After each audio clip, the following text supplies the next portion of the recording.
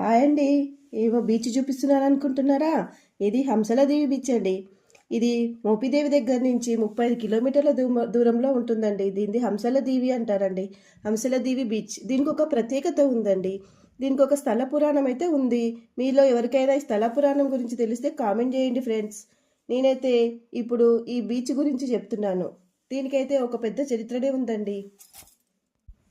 మహారాష్ట్ర సతారా జిల్లా మహాబలేశ్వర క్షేత్రంలో ఉద్భవించిన కృష్ణానదీమ తల్లి మహారాష్ట్ర, కర్ణాటక మరియు తెలంగాణ రాష్ట్రాల్లో అనేక క్షేత్రాలని పునీతం చేసి ఆంధ్రప్రదేశ్లో ప్రవేశించి శ్రీశైలంలో భ్రమరాంబ సమేత మల్లికార్జున స్వామిని సేవించి నాగార్జున సాగర్ మీదుగా శ్రీ కనకదుర్గ క్షేత్రమైన విజయవాడ విజయం చేసి చివరకు నదీనాం సాగరోగతి అనగా నదులన్నీ సముద్రంలో కలుస్తాయి అనే సిద్ధాంతం నిజం చేస్తూ పరమ పావనమైన హంసల దీవిలో సముద్రంలో కలుస్తుంది.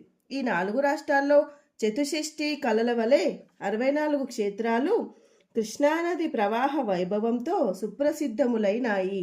మహాబలేశ్వరం కృష్ణానదీమ తల్లికి ఉద్భవస్థానం కాగా అనగా పుట్టినిల్లు కాగా హంసలదేవి పరిపూర్ణత పొందిన పవిత్ర స్థానం అనగా మెట్టినిల్లు.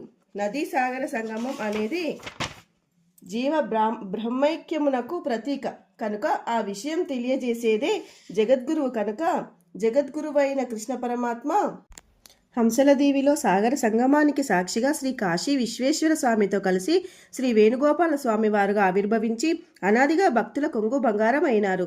సత్సంతానాన్ని ప్రసాదిస్తాడు కనుక ఈయన్ని సంతాన వేణుగోపాలుడుగా భక్తులందరూ ప్రీతితో సేవిస్తున్నారు.